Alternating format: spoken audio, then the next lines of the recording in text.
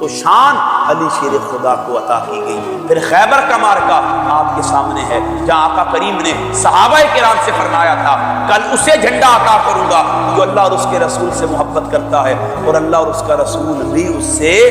محبت کرتے ہیں۔ ساری رات صحابہ انتظار میں تھے وہ خوش نصیب کون ہے، اور قربان جو سیدنا فاروق اعظم پر ساری رات انتظار کرتے رہے کہ وہ خوش نصیب کون ہوگا۔ صبح ہوئی، آقا نے شان نصیریت کے حامل بننے والے علی شیر خدا کے متعلق سوال کیا، این علی ابن ابی طالب، میرے علی کو بلاؤ، علی کہاں؟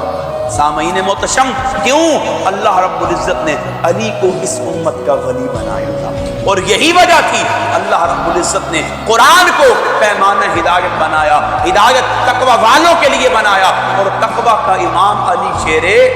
خدا کو بنایا۔ اب قیامت تک اصول یہ مسلم ہے، یہ ضابطہ طے ہے، جو بندہ قرآن سے ہدایت پانا چاہتا ہے، قرآن کے ذریعے رشد اور نجات پانا چاہتا ہے، قرآن کے ذریعے اپنی اخروی حیات کو بہتر کرنا چاہتا ہے، قرآن کے ذریعے اپنے معاملات کو درست کرنا چاہتا ہے، اپنی زندگی کی صحیح سمت کا تعین کرنا چاہتا ہے، قرآن اس وقت تک اس کے احوال، واقعات، کردار کو بہتر نہیں کرے گا جب تک وہ تقوی کے وصف سے متصف نہیں ہوگا، اور تقوی اسے میسر آئے گا جس کے دل میں علی شیر خدا کی محبت کا نور پیدا ہو جائے۔